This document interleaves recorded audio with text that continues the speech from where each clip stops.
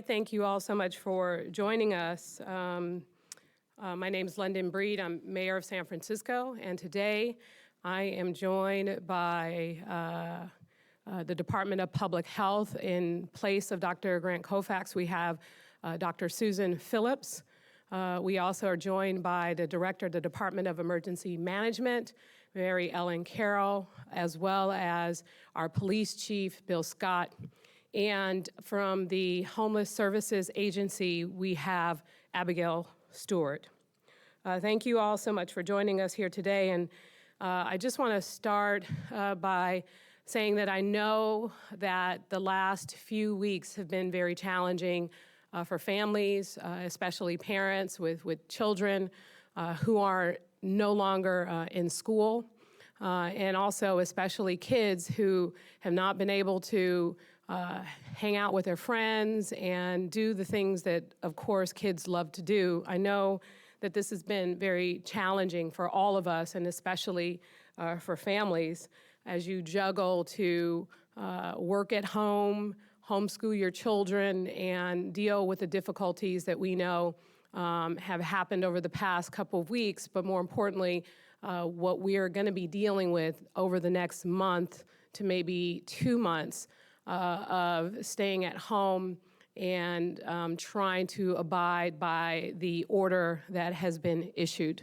And we know that it is important that while children are at home, that they continue to access learning. For some, having access to a laptop and the internet is a luxury that other kids may not have. And so we also know that the school district has been working really hard to implement policies around distance learning that they are interested in launching within a week's time. And so what we have done in partnership with the school district and 2 nonprofit organizations, Education Superhighway and 1 Million Project Foundation, we are working together with them to provide free Wi-Fi or super spots in the areas where we know that they are needed the most, including in our public housing sites, our single-room occupancy buildings, community centers, and other neighborhood locations where students lack connectivity to the internet. And I want to also express my appreciation to the Department of Telecommunications that the department has been working with several public housing sites, and we know that at least in 6 of our public housing sites, there's access to free internet, including in the Bayview Hunters Point and Western Addition community. But we also know in places like Sunnydale and other locations where we have large populations of children who may not have access to the internet, this is going to be very critical to ensuring that they have the support that they need. The school district also, through philanthropy, has been able to purchase over 4,000 laptops, and we are currently working with the school district and the tech sector to secure an additional 4,000 or so laptops to support those students who may not have the devices that they need at home for the plans to launch distance learning. We really want to thank the Thomas Bravo. It's a private equity firm in the Bay Area which provided $2 million to the school district to help with this effort. This donation, along with others, will ensure real equity and will make sure that every kid in our school system has access to high-quality internet service as well as laptops that they need with the tools that they need so that everyone has access to learn during this very difficult time as we know it. It's really been amazing to see the community come together and so many people go out of their way to provide these level of resources that are instrumental to all children in San Francisco having access to tools to learn. And if you are interested in continuing to help in that effort, please feel free to reach out to us. I want to talk a little bit about the Small Business and Economic Recovery Task Force that was announced yesterday. I want to thank President of the Board of Supervisors, Norman Yee, as well as the 4 co-chairs of this recovery task force, Assessor Recorder Carmen Chu, Treasurer Jose Cisneros, the Executive Director of the San Francisco Chamber of Commerce, Rodney Fong, and the Director of the San Francisco Labor Council, Rudy Gonzalez. We know that the challenges that we are facing now as it relates to public health, that our economy will also be tremendously impacted. And as we struggle to provide resources to our small businesses and people who have lost their jobs, we also know that after this is over, because it will come a time where this will be over, that it is going to be necessary that we have a plan on how we as a city will recover. The fact is, we have all seen those very grim numbers released this week by the Comptroller's Office that estimate we anticipate a $1.1 to $1.7 billion budget deficit over the next 2 years. And that is just early reports based on what we are seeing. We know this is going to be very difficult for all of us, and a lot of difficult decisions around our current budget and future budgets will need to be made. Our goal, of course, is to do everything we can to support our businesses in San Francisco, to support our city workforce. But again, it will be difficult, and there will be difficult decisions that need to be made.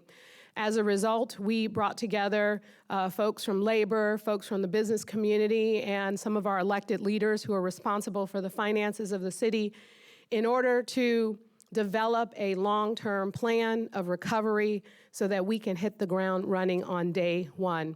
We know that there are things that we need to do now, and we are focused on trying, in collaboration with the support that we are getting, hopefully, from the state and federal government.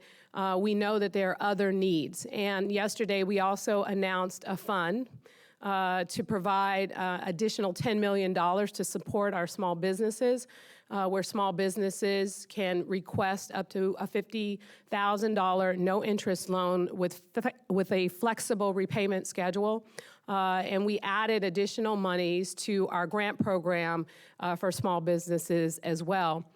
We know that in the stimulus package that was provided by the federal government that there will be resources for small businesses, but we also know that there's a lot of uncertainty, and we want to make sure that we're providing support and resources necessary to support our small business community and also to support our workforce. If you are a small business or if you are an individual who has financial needs, please visit our website, oewd.org. There's a lot of resources that are provided with clarity around what programs could be made available. We also know that the governor, as I've mentioned before, has extended the eligibility requirements for those who can apply for unemployment insurance. And so we want to encourage as many people as possible to apply. We want to make sure that people have access to resources. So if you have any questions or concerns or you need access to resources, please visit oewd.org.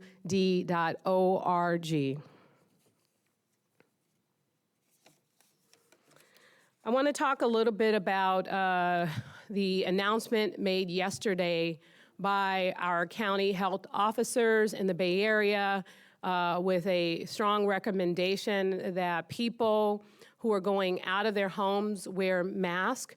And I want to be clear that, number one, this is a recommendation from our county health officers, and number two, this does not take the place of physical distancing. We want to make sure that people understand that the policy of social distancing has been put into place as a way to prevent the virus from spreading. And this is just an additional precaution that is necessary to help continue to flatten the curve as we continue to talk about what's necessary to do that. Additional recommendations will come into play. And I also want to be clear, and Dr. Phillips will talk about this a little bit later, but it is not necessary if you are not working in a hospital with patients who possibly have the virus, then there is no need for you to wear a N95 mask. We want to reserve those masks for healthcare workers. And so please continue to follow our orders around social distancing, and please continue to do everything you can to keep you and your families safe.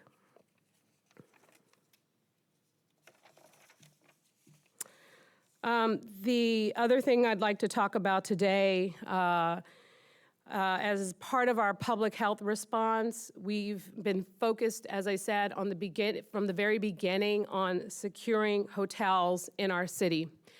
And I want to be clear that our priority has to be public health. And so the system that we developed for acquiring hotel rooms has everything to do with that. We had a number of people who were in our hospitals, who were in hospital beds that didn't need to be in hospital beds. And with that particular population of those who have the virus, who do not need to be in hospital beds, and who do not have a home to go to or who live in congregate settings, we, through our hotel program, have provided hotel rooms in order to make sure that they are isolated from other members of the public for the recommended time of 2 weeks. And then the next step is to provide them access to one of our expanded shelter systems, like the one that is open in Moscone West. The goal, again, is to deal with public health and to make sure that our hospitals are not inundated with people who don't need to be in the hospital, because we need to preserve those beds for people who are really, really sick. There are people who have those symptoms and they are not in need of a hospital bed, but for those who are in need of one, we have got to keep our system clear to make sure that they have access to one. And so in the past, when Trent Rohr provided updates about the categories of people that will receive hotel rooms, I want to just reiterate, our goal is to serve public health and to provide access to hotel rooms for those who don't need to be hospitalized but have been tested positive with COVID-19. We also have plans to provide hotel rooms for our elderly homeless population, those who are over 60, those who have underlying conditions, and those who are in our shelter system now, so that we are able to practice social distancing in our shelter system now. So the goal is to really focus on this particular population, and that is exactly what we're doing. We also want to be clear that hotel rooms will be provided to our first responders, our healthcare workers who have either contracted COVID-19 or who do not want to go home in fear of transmitting COVID-19 to members of their families. So that's where we are as it relates to the hotel rooms. The rooms that we have secured so far have supported those folks. And I know that many of you hear Dr. Colfax talk about the surge and what's coming. And I just want to remind everyone, because people are wondering, well, when is it? What's going on? What surge? What are you talking about?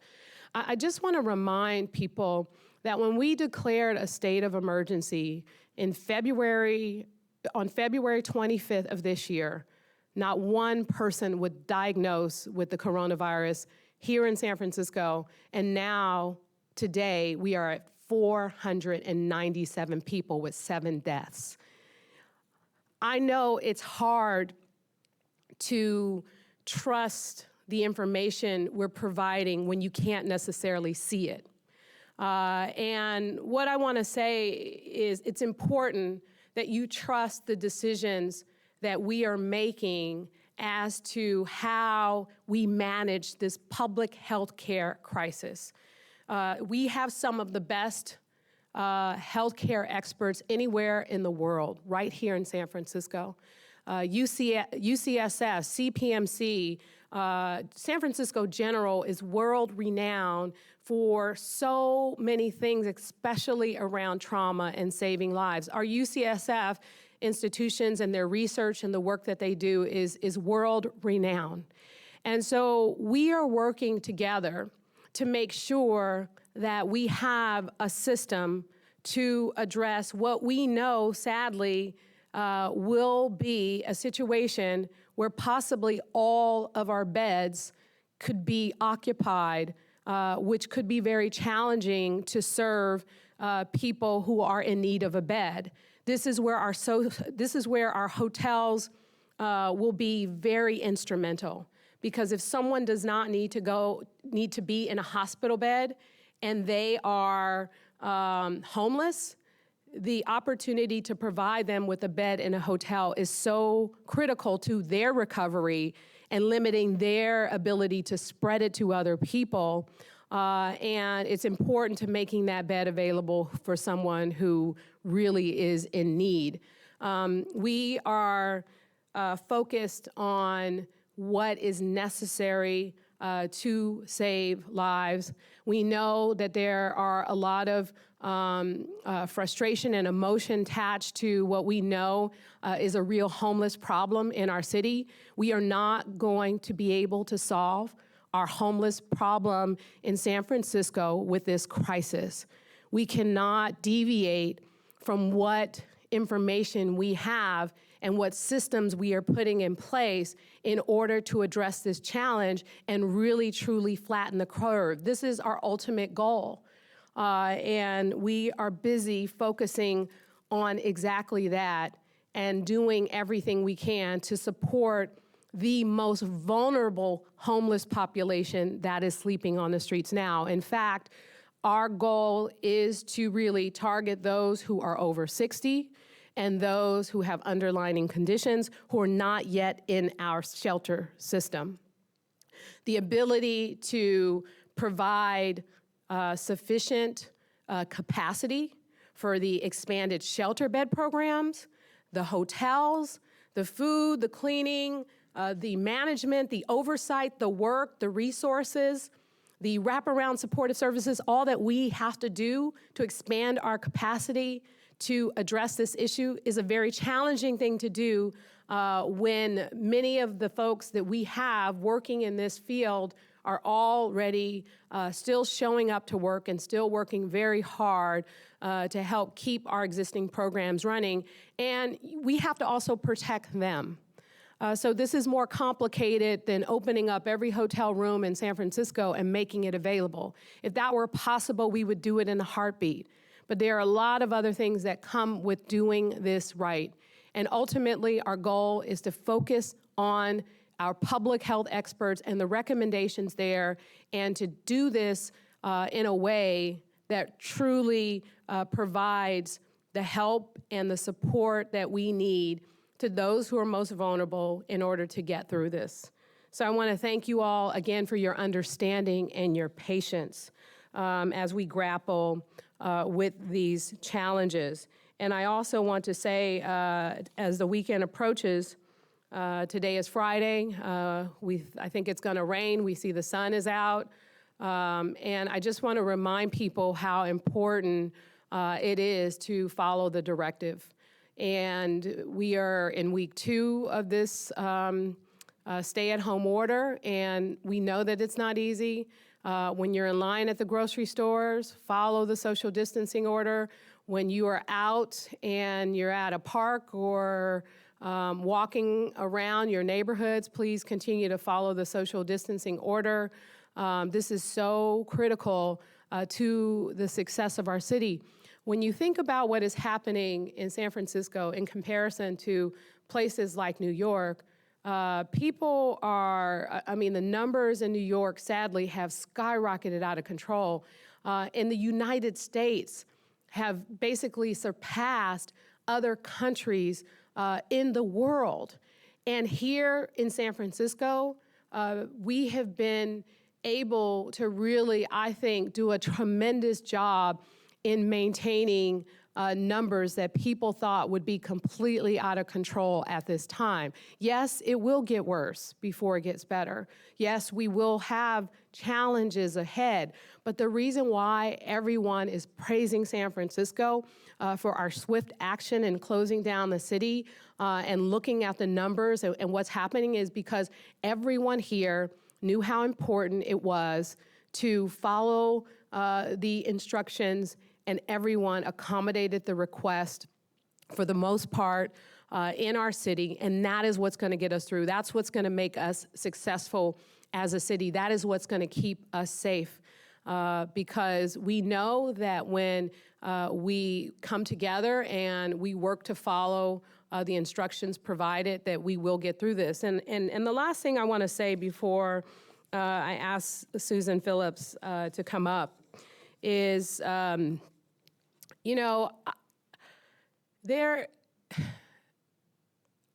put positivity out into the world. This situation is like nothing that I think anyone alive today has ever experienced in their lifetime. And it can be scary for some people, especially people who are struggling financially and have a lot of uncertainty about their future.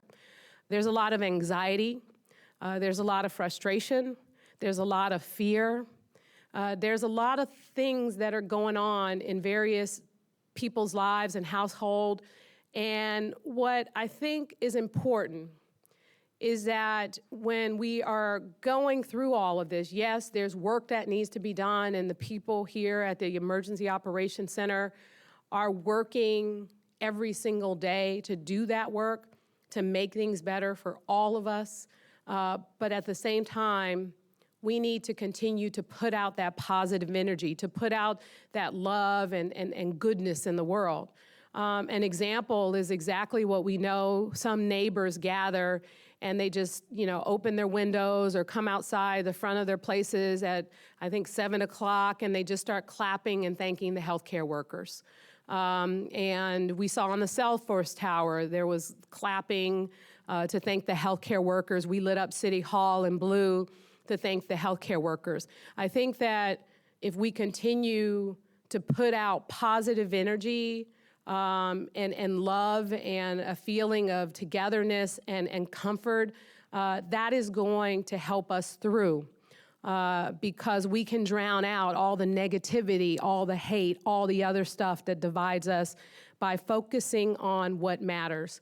This really has put so many things into perspective, even for me, and how short life can be, how precious it is that we are all here today, and what we can do with our voices, with our commitment, with our passion, how we can really demonstrate it by example, and how we can help others get through it. And I want to bring up the note that I mentioned before that I received from a neighbor that just basically said, here's my cell phone number, here's my email address.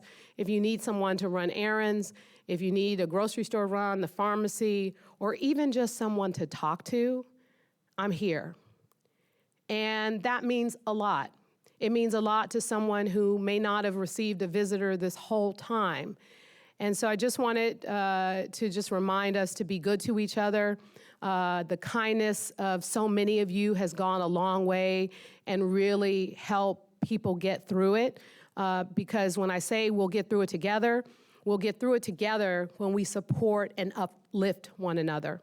That's exactly what we need to do as time goes on, because this is going to get even harder. And the only way we're going to get through this is really by trying to focus on supporting each other, uplifting each other, and just really trying to push for a more positive outlook on things. Because there will be a time that we will wake up and life will be back to what we know and love. And so at this time, I'd like to ask from the Department of Public Health, filling in for Dr. Grant Koufax, we have Susan Phillips, Dr. Susan Phillips.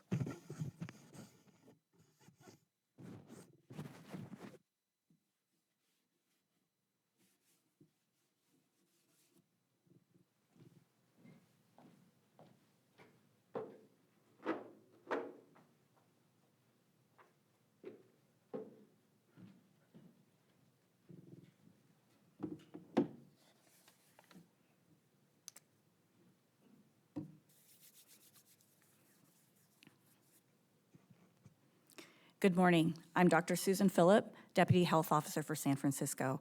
Thank you, Mayor Breed.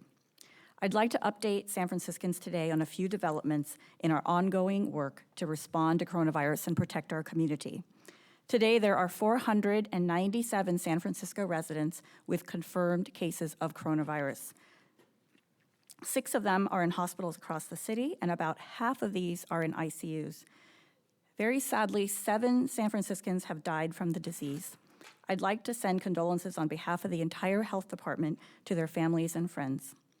As we continue to fight the coronavirus pandemic, I'd like to remind you again, as Dr. Koufax has, that our top priorities remain reducing the spread of the virus in the community, protecting vulnerable populations, healthcare workers, and first responders, preparing our health systems for an expected surge of hospital patients, and expanding our testing abilities and capabilities.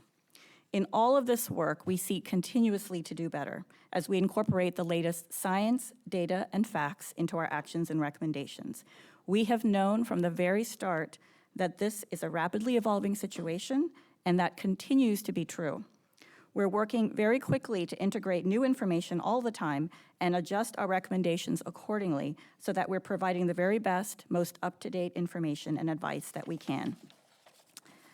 The issues of masks and face coverings is a good example of how we've done this. Yesterday, Bay Area health officers joined together to recommend that members of the public cover their mouths and nose when they go outside to do essential tasks. Data shows that cloth face coverings, when combined with physical distance and hand washing, which we have always recommended, may prevent additional transmission of the coronavirus. The state health department issued new guidance this week as well. The key point is this: if you cover your face, you're protecting other people around you. We know now that people may be contagious before they have symptoms, or that people with coronavirus may get only mildly sick. You could be one of those people. I could be one of those people. Covering our noses and mouths with cloth is a good way of being a good neighbor and a community member.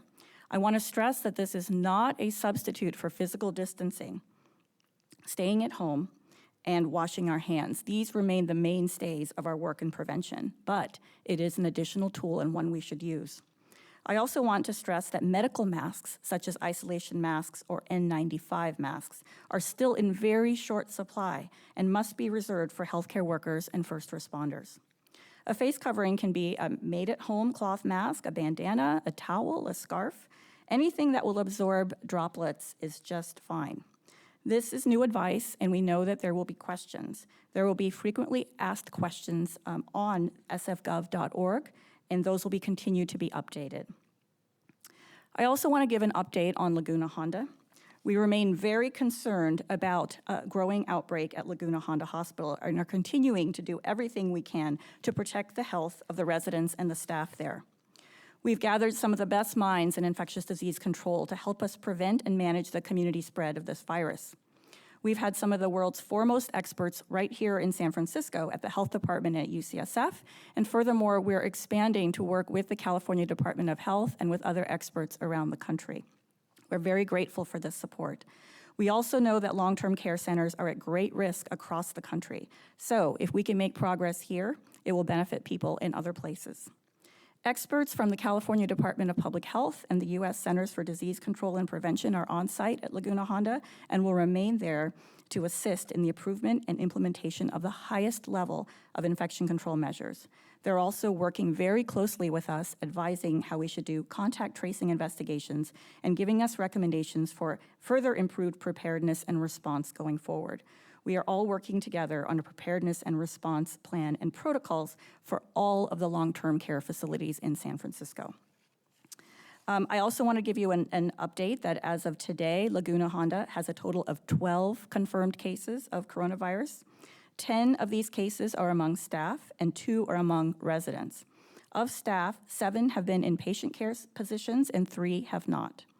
As we speak, the California Department of Public Health and the Centers for Disease Control and Prevention are on site, again, helping us, as I mentioned, with contact tracing and investigations. To date, 94 patients have been tested throughout the hospital, and to date, 278 staff members have been tested, either by DPH or by their own provider. Every staff member on the 2 units where staff have been sick have been tested. Every patient on the unit where there was a sick patient has been tested. We are working with CDC again and identifying and testing those staff and residents they are most concerned may have had exposure to coronavirus. Some people have asked a very reasonable question. Why don't we test everyone on campus? In an outbreak situation, we must prioritize both clinical decisions and resources. The first people to be tested will be those who are showing symptoms or those who have been exposed to a person with coronavirus. The contact tracing investigations will tell us who these people are. Those test results drive further action and decision-making. We're committed to keeping you all informed about this progress. Testing has been taking place every day this week as the contact tracing investigations continue. Testing has taken place on the 4 South unit among patients who have displayed symptoms or have been identified as having risk of exposure. The CDC continues to advise us about additional tests on campus, and we will discuss with them and act on those recommendations. We've talked a lot at these meetings. Dr. Colfax and Mayor Breed have kept you informed about the continuing shortage of testing supplies. If we had unlimited supplies, we could do more tests. But even then, we would want to make sure that, again, our testing was informed by data, facts, and science. We've taken action in recent weeks to further mitigate the spread of virus on campus, including placing the entire Laguna Honda community under a preventive quarantine. This prevents community spread by having residents remain on campus and limits opportunities for the virus to be brought onto campus. We've stopped rotation of staff to various units and limited impacted areas to only the most essential personnel. We made the very hard but necessary decision in early March to restrict visitors on site. This week, in partnership with the CDC, we have escalated action to further decrease movement throughout the hospital and the campus to an absolute minimum to fight the outbreak and to reduce spread of virus. Laguna Honda is a very large campus serving 780 residents with approximately 1,700 staff. We've restricted access to the hospital by closing all but 2 entrances that are tightly monitored and controlled. Staff are medically screened as they enter and given a mask. Residents are not allowed to leave at this time. We've restricted access to any areas where residents may gather, including the library. Again, the California Department of Public Health and the CDC are providing much-needed clinical and epidemiological leadership and support to our own very strong DPH team to strengthen our approach, including the contact and tracing investigations, and we continue to test staff and residents based on their risk assessments.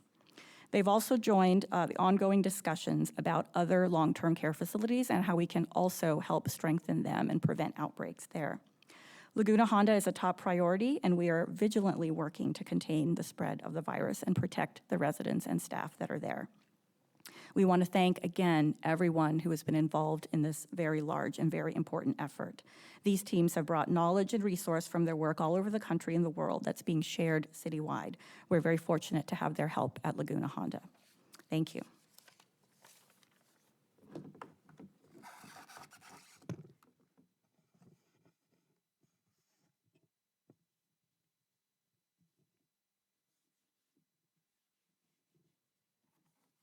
Now I'd like to introduce Chief Scott, who will say a few words.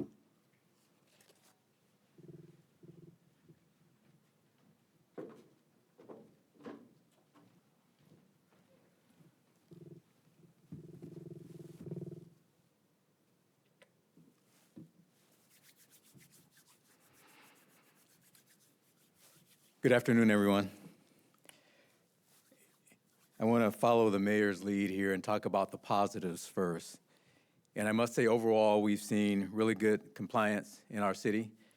We had really good compliance for the most part overall with social distancing last week.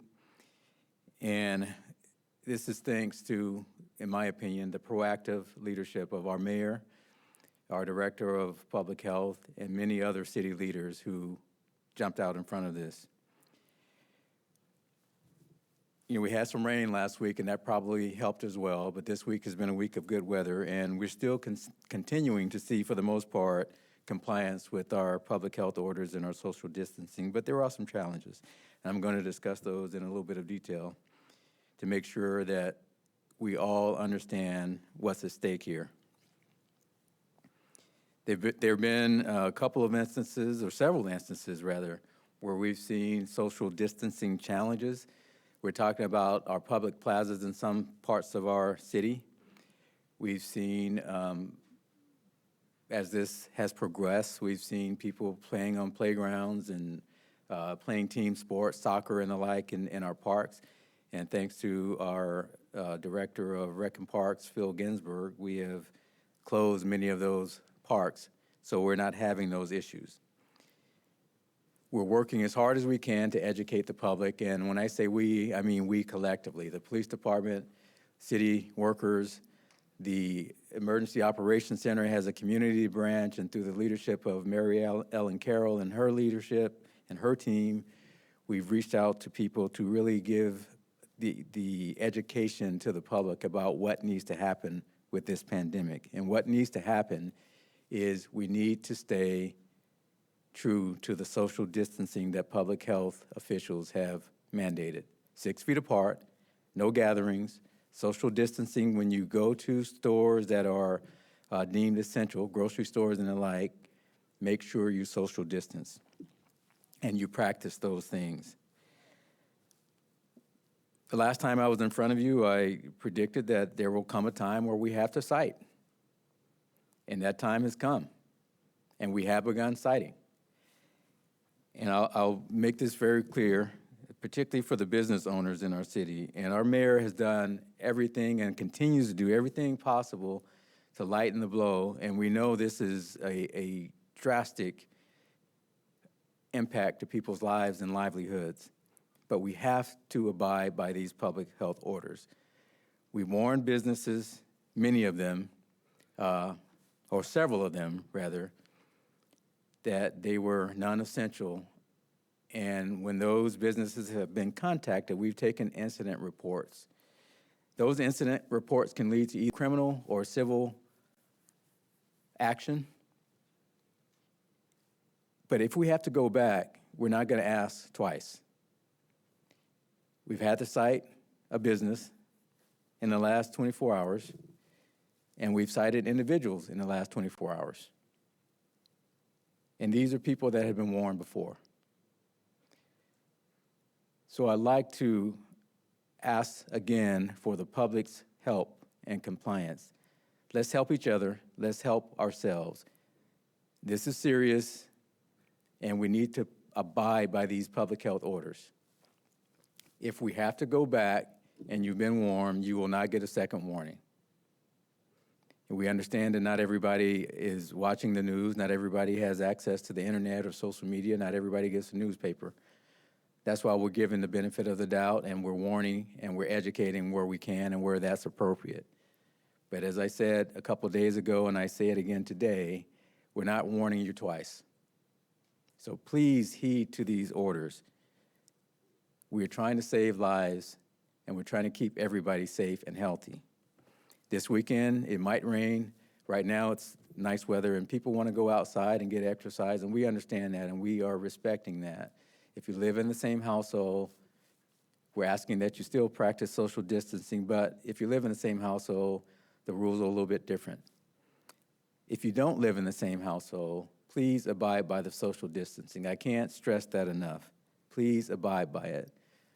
You will not be warned. You will not be asked twice. Now, there are situations, and the city is doing everything it can. The mayor, our director of public health, our Director of Homelessness and Supportive Housing. We're all working together to really work with some of these impacted populations that don't have shelter, don't have a home. And we're being very, very patient, and we're educating as much as we can, but we still need you all, those individuals in those populations, to practice social distancing. This is really important, and I can't stress it enough. Again, we have begun to cite. We will not ask you twice. I think we've been extremely patient, but we want to stay ahead of this like we've done up to this point. We want to flatten that curve, and we want to save lives. And with that, there are a few updates that I have in terms of just the general picture of policing in the city. As we have reported, crime has been drastically reduced since the stay-at-home order was issued, and we're continuing to see that trend. For those people that have to go out, still be vigilant, be careful, social distance. We've had a significant drop in property crimes and a fairly significant drop in violent crimes, and our overall crime is down over 26% from this time last year when you do a month-to-month comparison. But that's not to say that there are people out there that are still being victimized. So report crimes if you are experiencing them. We're doing what we can to try to limit the exposure to our officers, to the general public, and to the general public to our officers. So you can call in to the, if it's a nonviolent crime, you can call in to our non-emergency line at 415-553-0123 and report crimes. You can also utilize 311 or utilize our website, because some crimes you can report online as well. We've stood up a call-in center for crime reporting to make it easier for the public to report those crimes. But again, if you have suffered a crime, we do need you to report it. If it's a violent crime, we definitely will be there, and we will respond to those crimes in person. Again, I ask everyone who's watching this, adhere to the public health orders, keep your distance, listen to what the professionals in our public health department and around the country is saying, and we will save lives in our city and our country. So I thank you in advance for your cooperation. And everybody, please stay safe and stay healthy. Thank you.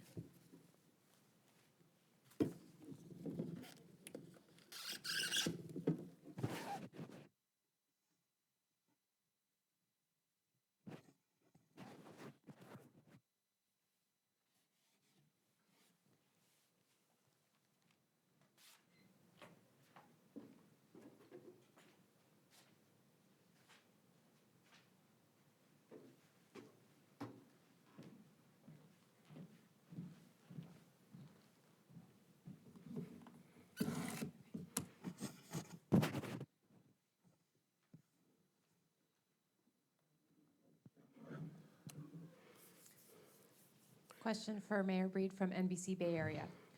Earlier this week, you explained that the city doesn't have the resources to provide the kind of wraparound services needed to allow just any homeless person to a shelter in a city-leased hotel. Yesterday, 5 San Francisco supervisors made the argument that the city does not have, made the argument that the city does have the resources to do just that, so long as they can self-care. Are those supervisors wrong in their assessment, or are you wrong? So let me just start by talking about Moscone West. We opened a day later, almost 400 shelter beds, because we didn't have sufficient staffing to cover what we know we need as it relates to those shelter beds, as well as other locations that we need in order to house people. It's not as simple as we can open up a hotel room, except for those who we know can basically self-care, people that we are working with in our shelter systems and other places. It's a real challenge, because the fact is, if there is someone who is diagnosed or suspected of coronavirus, they have to stay in that particular hotel room, and we have to make sure that there are resources there, including food, the cleaning, the security to make sure that they don't leave those locations. There's a lot that goes into not only having the resources there, but making sure that the people who are working with other people, we have to also keep them safe. So we have to make sure everyone understands the protocols because social distancing applies in these shelters. Social distancing implies when people are cleaning and doing the other things that need to be done because there will continue to be challenges. But I want to be clear that we have a system by which we are focusing on making sure that we are helping the most vulnerable homeless population. And that is people who are in our shelters, people who are over the age of 60 and have underlying conditions, people who we know have no place to go or may live in a congregate setting and have no place to shelter in place. We have to prioritize those people, and that's what's most important. And we are hopeful that we will, of course, be able to do more, but it's going to require more money, more staffing, and there are going to be limitations in terms of what we're going to be able to not only cover, but what we're going to be able to get reimbursed for from the federal government.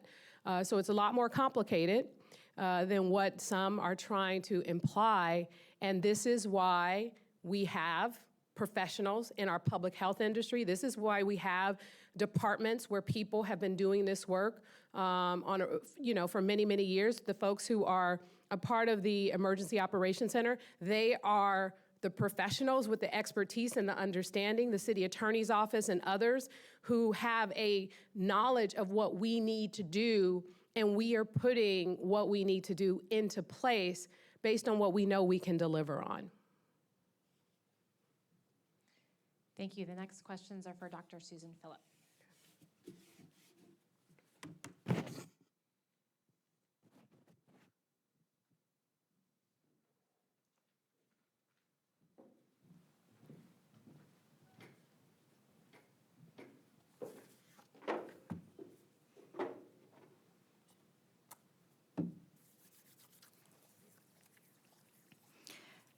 I wanted to take a moment just to clarify, make sure that I once again said the numbers of cases across the city and people in the hospital, just in case I did not say it clearly the first time.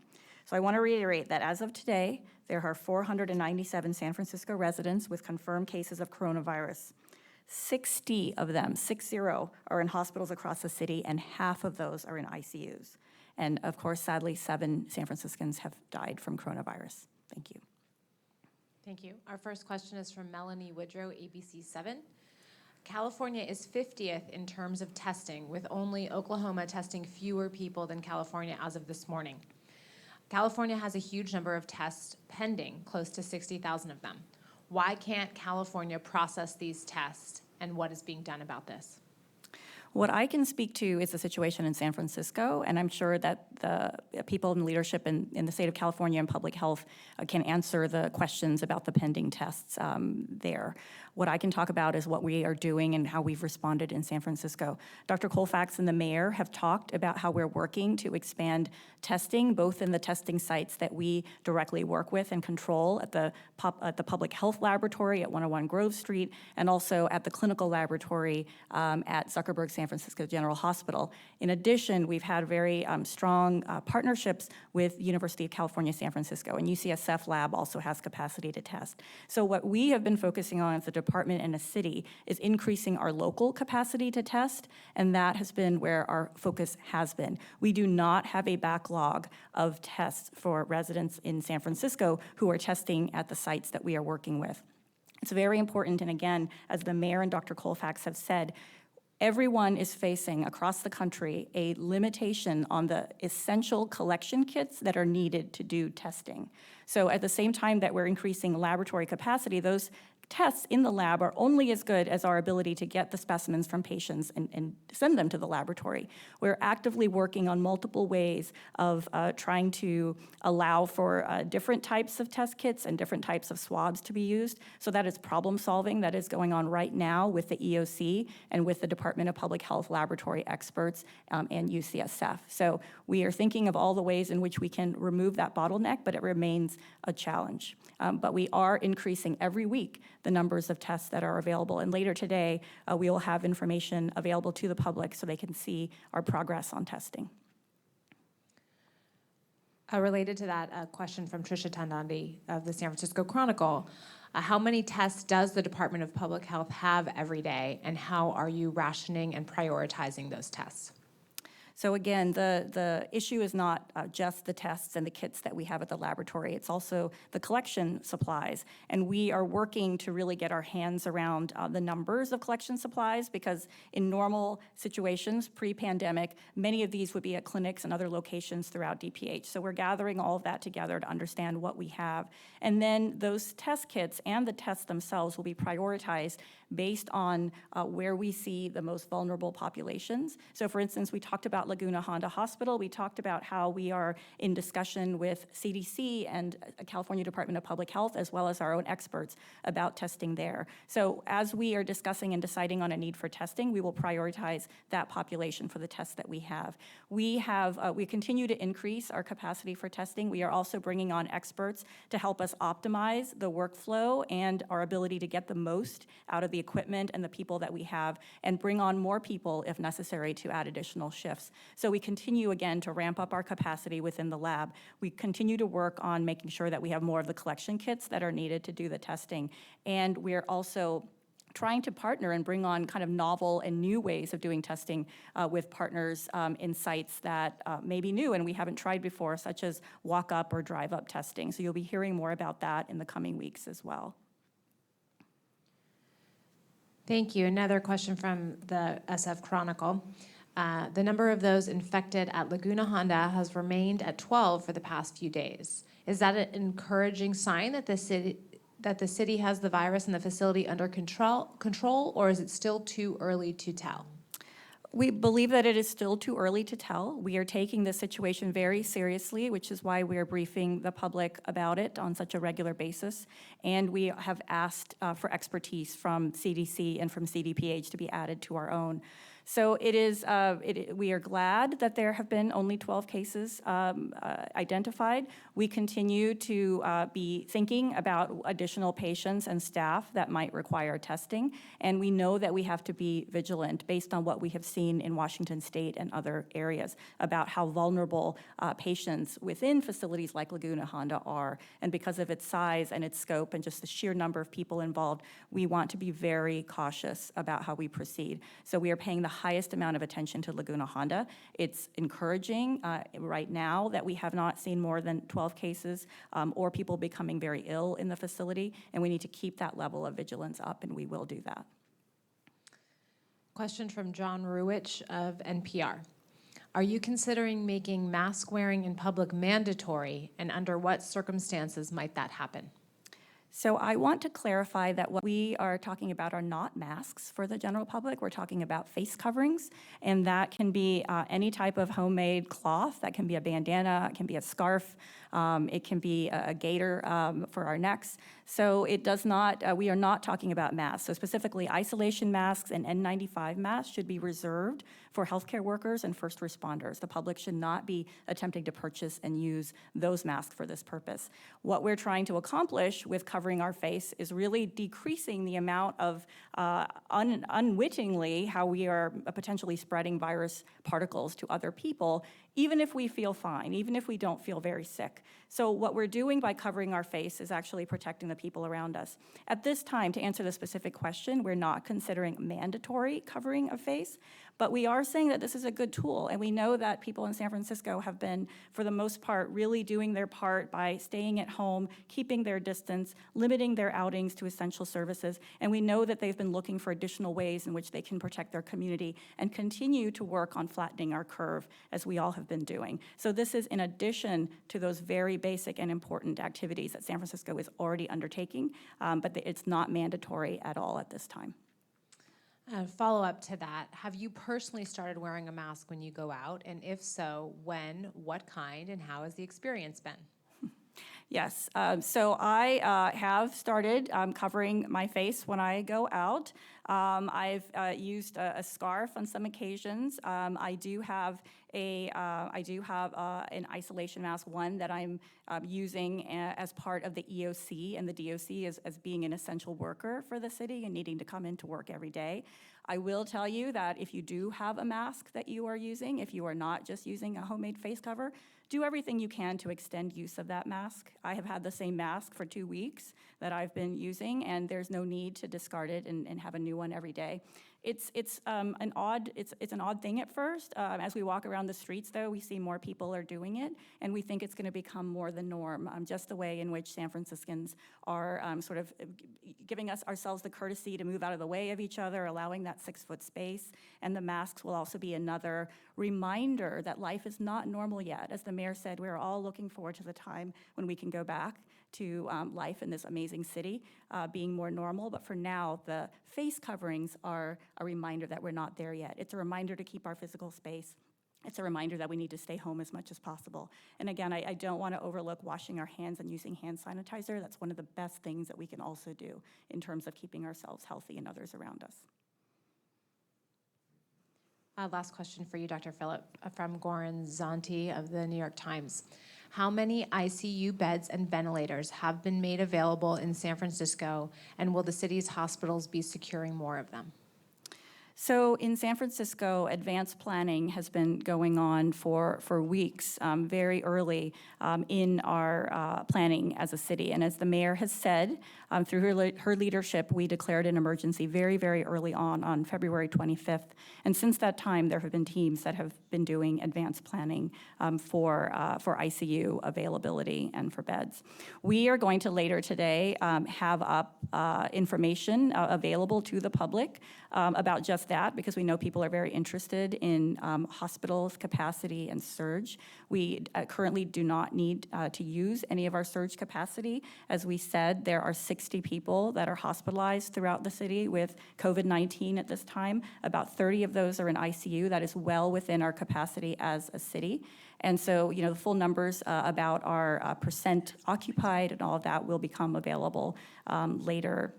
And as we get more information, additional information will become available and will be shared. So there's ongoing planning about surge. There's ongoing planning about how we would accommodate that. There have been requests that have been put in by the mayor to secure additional ventilators and additional surge capacity. But that planning has been going on for a very long time in San Francisco.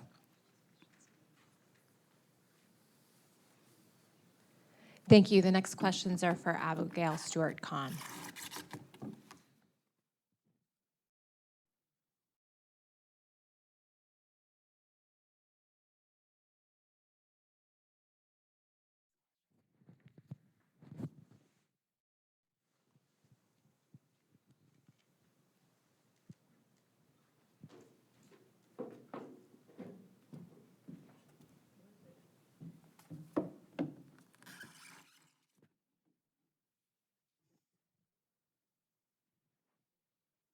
As I get started here, I want to introduce myself. I'm Abigail Stewart Khan. I'm the interim director of the Department of Homelessness and Supportive Housing. And before I respond to questions, I wanted to note a couple things. This pandemic gives us the opportunity to deeply understand that housing is healthcare. And that is clear now more than ever. And thanks to the leadership of Mayor Breed before this crisis hit, she supercharged our homelessness response system with expansion.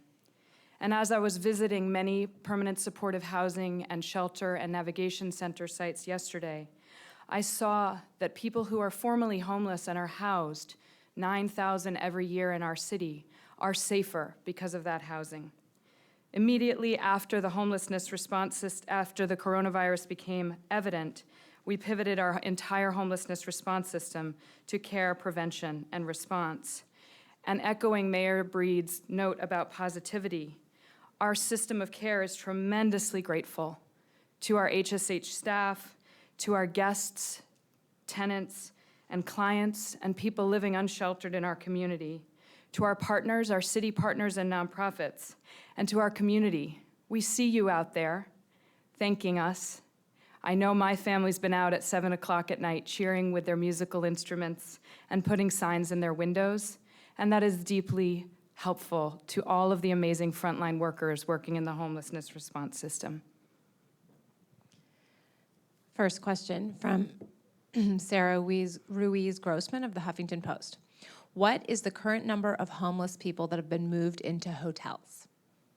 That's an excellent question. So at the direction of the Department of Public Health, the first hotels have been used for people coming out of hospitals and medical care to when they don't need to be in the beds. You heard that from our Deputy Health Officer earlier.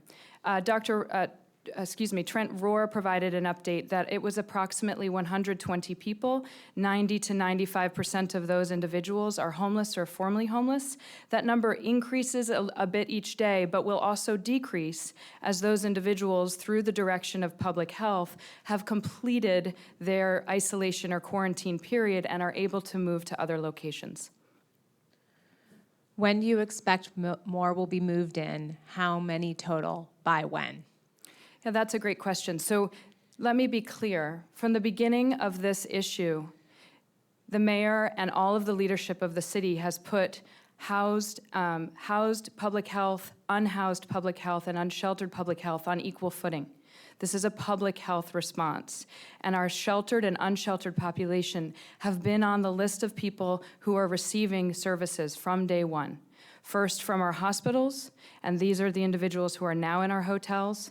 And now in the coming days, we will be standing up hotels with the support of the Human Services Agency, who is responsible for mass care and shelter, to rapidly expand that hotel capacity. They have already obtained those hotels, and we are pivoting to move to to staffing, supplying, and transporting those individuals. As the mayor said very clearly, we are beginning this process with people who are vulnerable to COVID among our homeless population. We hear you, and we know that being homeless makes you vulnerable, and we need to start somewhere at the direction of the Department of Public Health.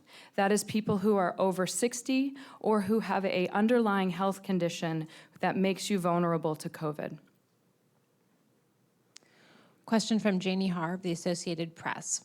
I know you have a priority on public health and keeping hospital beds open, but would families with young children or pregnant women be eligible for the hotel rooms you've been talking about? Thank you for that question. We are spending a tremendous amount of time on our single adult population, and I want to reassure the community that our staff and all of our partners are working tirelessly with young people experiencing homelessness and with families. And let me talk a little bit about how that looks in a family situation. San Francisco, under the mayorship of Mayor Breed, attained what's called a functional zero in unsheltered homelessness. And we've been able to maintain that through this COVID virus. That doesn't mean that somebody won't become homeless tonight. It doesn't mean that somebody is sleeping in their car and not wanting to come into shelter. What it means is that we have the capacity to take them in when we outreach to them and they say yes. That continues today. People can come, families, women who are pregnant can come indoors immediately into a congregate setting and through a partnership with the Human Services Agency, increasingly to hotel rooms through CalWorks programs and additional hotels coming online. Last question for you. Question from Kathy Novak of KCBS Radio. Could you provide an update on how many people from the Division Circle Navigation Center have been moved to hotels, and what is the plan for the rest of the residents at that navigation center? Yeah, thank you for that question, and to the entire community, thank you for your compassion. I'm going to use the opportunity to speak about the full response of the city to our first COVID positive individual who had been staying at a navigation center. Immediately upon learning of the diagnosis, the shelter site was supplied with additional masks, and guests and shelter staff are wearing them at all times. The Department of Public Health also initiated contact tracing to identify who that patient, we call them guests, he has become the individual, excuse me, I'm not actually sure we should share what the gender is, has initiated contact tracing with the individual who is now a patient and is in very good condition. And that allows us to understand who is considered exposed, vulnerable, and so on at our site.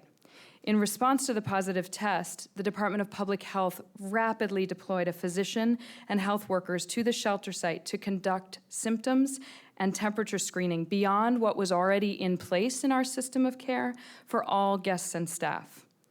Any guests demonstrating symptoms consistent with COVID-19 will be tested for COVID-19 and relocated to staffed quarantine rooms immediately. Other guests will be moved to hotel rooms based on their risk of exposure and risk of the disease. Staff at the shelter will also be provided with medical support and space to self-isolate or self-quarantine if needed, and we're deeply grateful that they are considered healthcare workers in this situation. The city is deploying a professional cleaning crew in addition to the cleaning resources led by Mayor Breed at the beginning of this epidemic, and that is ongoing. DPH staff continue to be on site and will answer staff and guest questions. The site management will continue to guide social distancing protocols and implement shelter health screening protocols. I am with that community. Division Circle is very near my children's school, and it's a very favorite spot of mine. But it's very important that we understand that this isn't a place that those of us who aren't staying there should be visiting. We bring our germs to people experiencing homelessness when we try to show up and help. So you can help by going out and cheering for people on the streets. You can help in all of the ways that you are donating, but please don't try to enter the site. It is not allowed at this time. That is reserved for the guests and the staff there. And thank you for your compassion for that community. And final question, have people started moving into the facility at Moscone West? It's an excellent question. That is happening today. As Mayor Breed said, standing up a shelter, as we know because of Mayor Breed's 1,000 shelter bed challenge, is no small feat. And we need to do this with care, ethics, and compassion, even in this crisis. We need these sites to be successful for people to want to stay inside and shelter in place. Thanks to the leadership of the Human Services Agency, we are rapidly expanding our congregate sites, and people will be moving in there today. Thank you. The next questions are for the chief.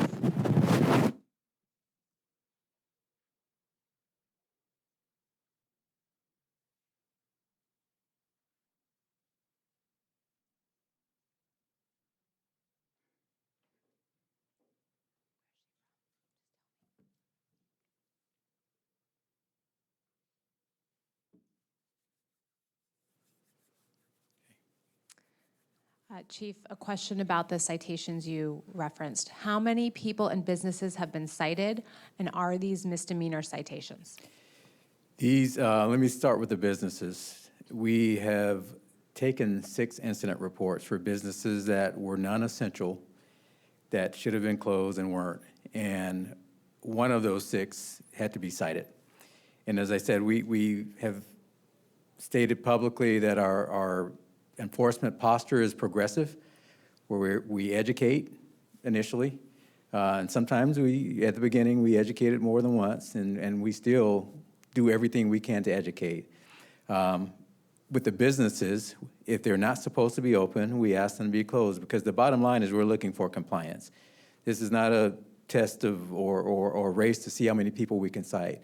What we're trying to get at is compliance. So when the business is closed, we take an incident report, and those reports can lead to either a criminal action or a civil action. So the people that will review those cases will make that determination.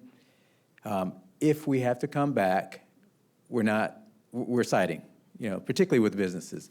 With the individuals, there's been one individual that was cited. And as I said, we just put out our enforcement protocols about a week ago that we vetted through our city attorneys. So again, we're looking for compliance, and by and large, most people, when they're approached by a police officer, will comply. That's what we've seen. That's the trend that we've seen. But there are some areas that are stubborn, and we have to go back and keep going back. But we're after compliance, and if we have to use citations and enforcement at the highest degree to get there, then that's what we'll do. But for the most part, I want to emphasize the positive. Most people in our city have been compliant. Thank you. That concludes our press conference. Thank you.